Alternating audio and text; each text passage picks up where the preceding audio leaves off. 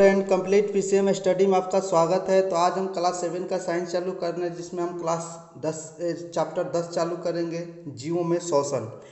तो फ्रेंड, ये किसी भी टेट एग्ज़ाम के लिए काफ़ी इम्पोर्टेंट चैप्टर है। और याद रखिएगा, जो भी सी टेट या कोई भी टेट हो, उसमें जो भी साइंस का क्वेश्चन आता है एनसीईआरटी से ही आता है फ्रेंड। तो इसलिए आप एनसीईआरटी के बुक को अच्छे से पढ़ें, क्योंकि इससे अलग क्वेश्चन नहीं आता है। अगर आ भी गया एक दो तो वो मायने नहीं रखता है, लेकिन अधिकतर क्वेश्चन सब इसी से आता है। ठीक है फ्रेंड, तो आज हम लोग सबसे पहले ये जान लेते हैं कि इसमें कौन कौन सा टॉपिक हमें पढ़ना है। तो इसमें 10.1 में पढ़ना है हम शोषण क्यों करते हैं। उसके बाद नेक्स्ट है 10.2 में शोषण के बारे में पढ़ेंगे। उसके बाद आगे बढ़ते हैं तो एक और टॉपिक मिलेगा 10.3 में हम श्वास कैसे लेते हैं। ठीक है, और भी टॉपिक है इसमें। 10.4 में मिलेगा हम उच्छ्वासन से बाहर क्या निकालते हैं। उच्छ्वासन से हम बाहर क्या निकालते हैं। ठीक है, उसके बाद है 10.5 में अन्य जंतुओं में शोषण। ठीक है, उसके बाद है 10.6 में पढ़ना है जल में शोषण। ठीक है, 10.7 में पढ़ना है क्या पादप भी शोषण करते हैं। ठीक है, तो इतना ही टॉपिक इस चैप्टर में है।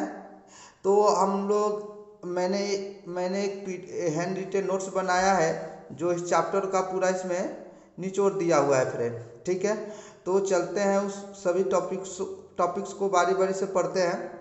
ठीक है, तो इसमें पहला टॉपिक है हम शोषण क्यों करते हैं। तो ये तो आप जानते हैं कि सभी जीवों में शोषण की क्रिया अनिवार्य है। ठीक है, यहाँ पर है कि जीव सूक्ष्म इकाइयों के बने होते हैं। जो भी जीव होते हैं वो सूक्ष्म इकाइयों को बने होते हैं, जिन्हें हम क्या कहते हैं, कोशिका।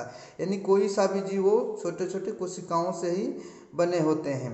ठीक है, कोशिका जीव की सबसे छोटी संरचनात्मक और क्रियात्मक होती है। यानी कि हमारे शरीर की जो संरचना है, नाक कान या जो भी हम लोग कार्य करते हैं, तो याद रखना ये कोशिका ही है जो हमारे शरीर की संरचनात्मक और क्रियात्मक इकाई होती है। ठीक है, जीव की प्रत्येक कोशिका पोषण, परिवहन, उत्सर्जन और जनन जैसे कुछ कार्यों को संपादित करती है। ये कोशिकाएं कौन कौन सी कार्य करती हैं? पोषण, परिवहन, उत्सर्जन और जनन।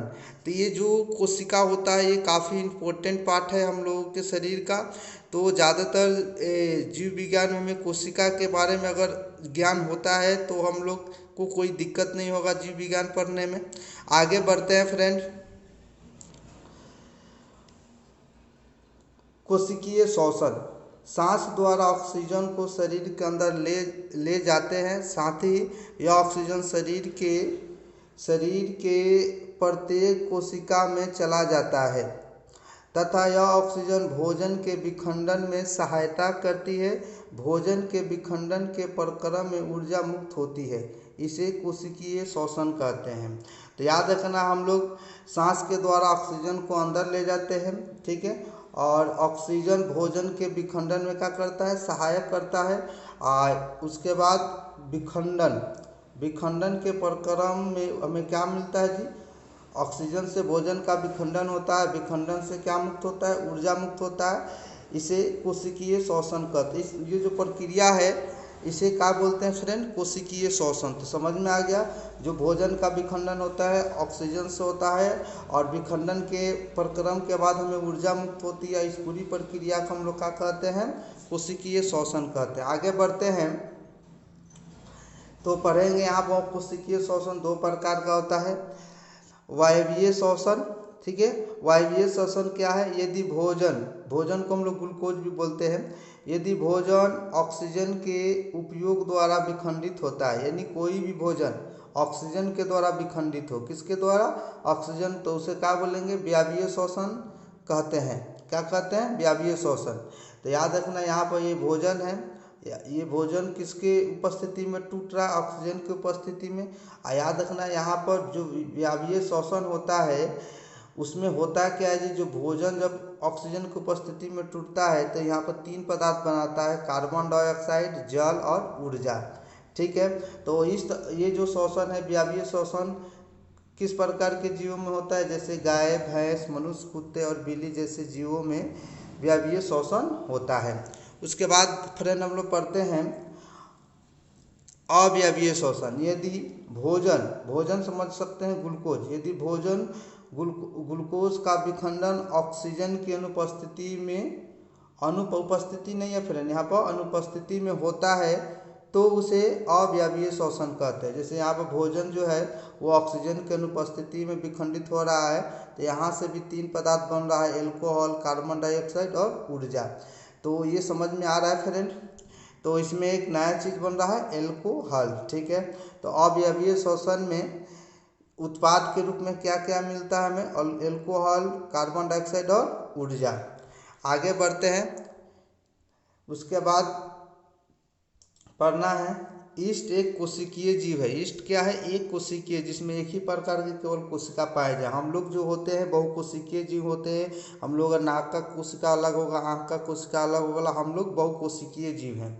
तो ईस्ट एक कोशिकीय जीव है। ईस्ट अवायवीय रूप से श्वसन करते हैं। इस प्रक्रिया के समय एल्कोहल का निर्माण होता है। तो ईस्ट एक कोशिकीय जीव है। ईस्ट में किस प्रकार का श्वसन होता है, अवायवीय रूप से श्वसन होता है। इस प्रक्रिया के समय एल्कोहल का निर्माण होता है।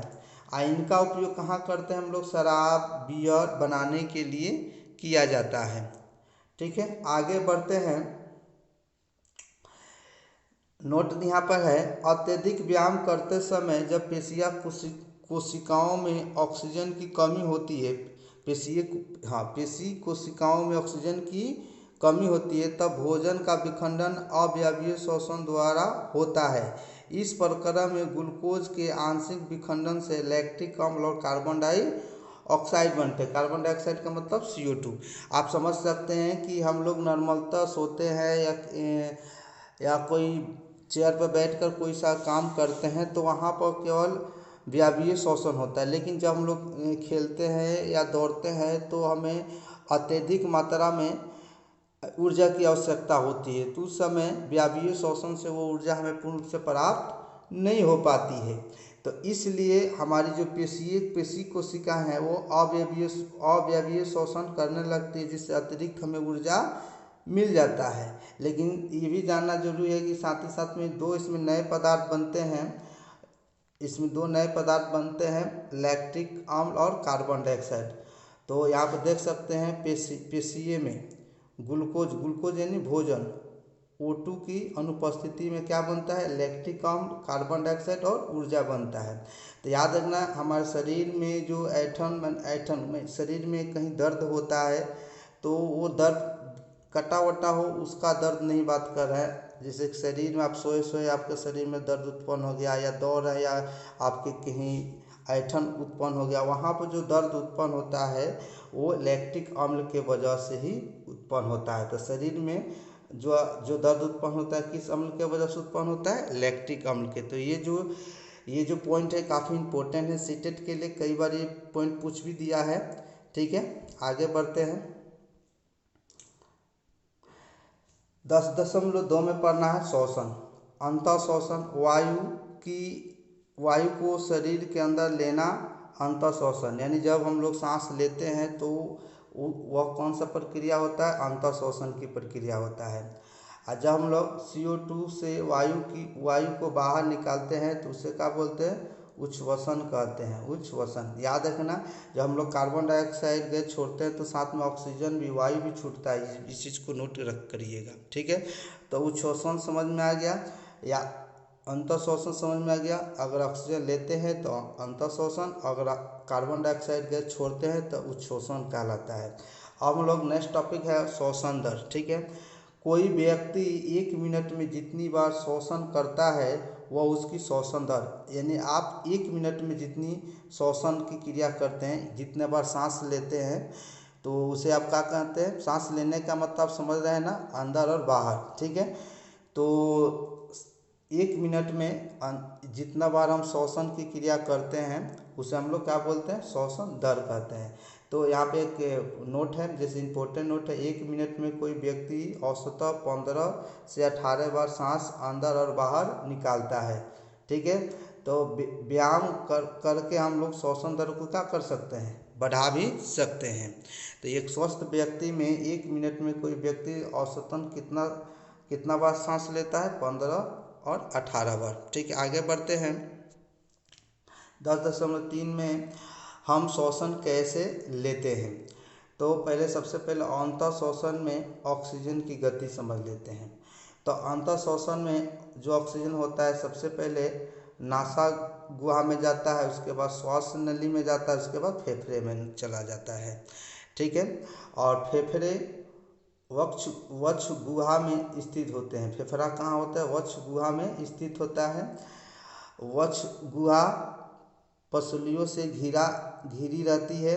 वक्ष गुहा का आधार डायाफ्राम होता है। वक्ष गुहा जिस पर टिका रहता है वो कहाँ क्या है, डायाफ्राम यानी मध्य पट कहलाता है।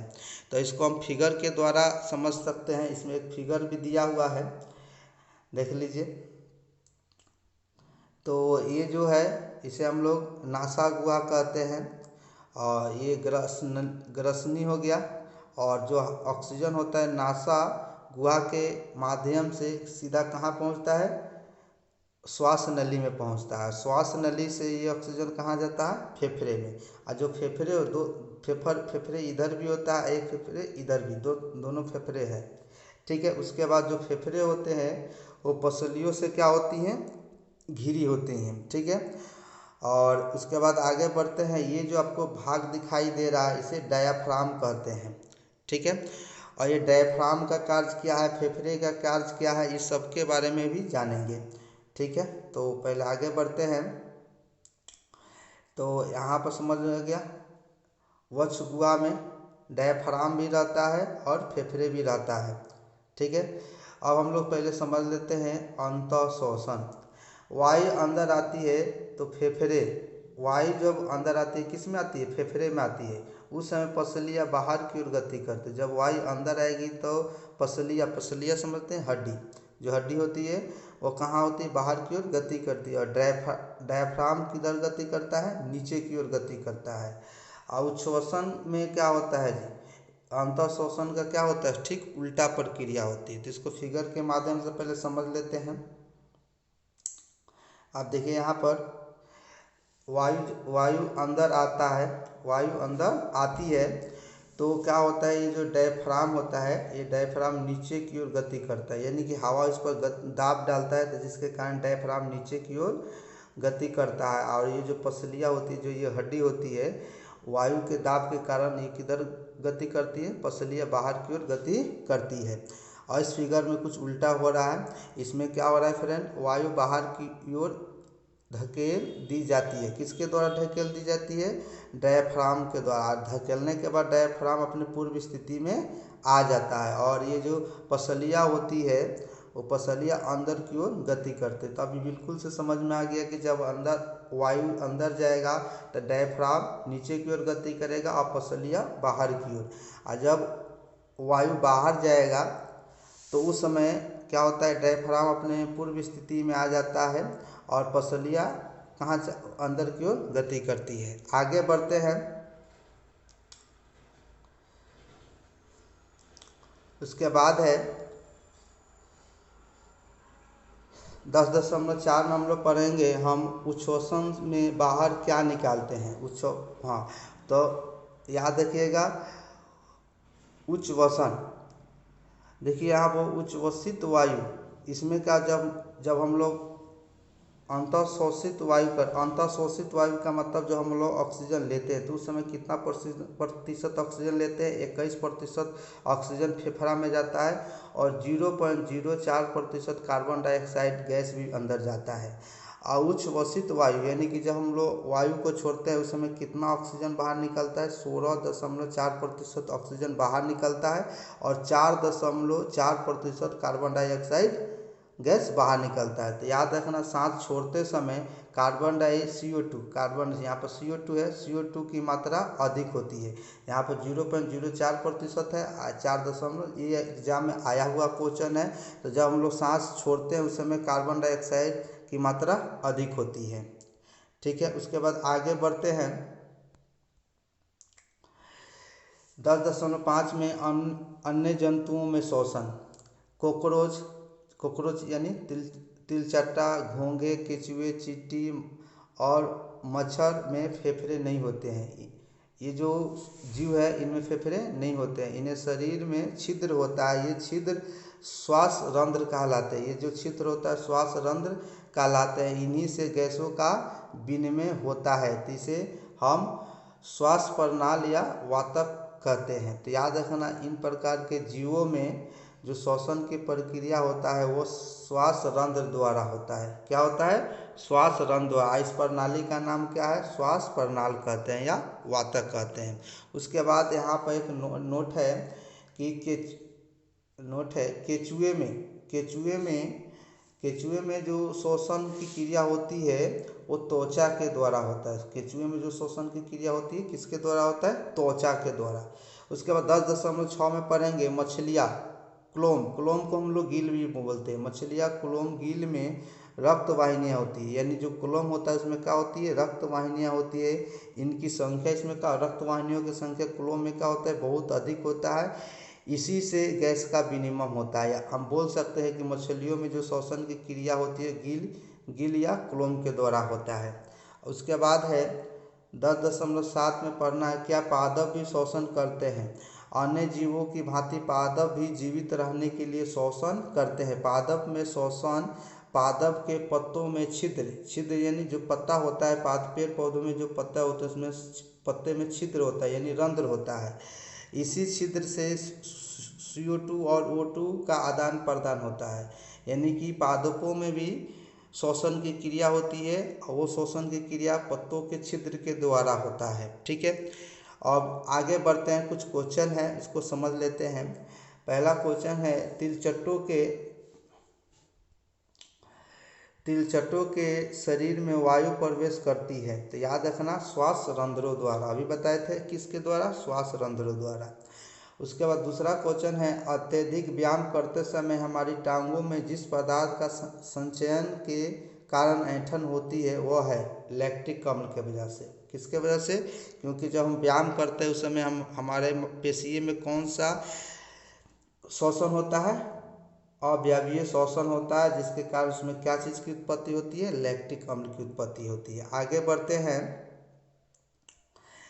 किसी सामान्य वयस्क व्यक्ति की विश्राम अवस्था में औसतन श्वसन दर होती है 15 से 18 प्रति मिनट। ठीक है, उसके बाद है उच्छ्वसन के समय पसलियाँ, याद रखना, जब हम लोग वायु को बाहर छोड़ते हैं उस समय पसलियाँ किधर गति करती है? नीचे की ओर गति करती है। आगे बढ़ते हैं,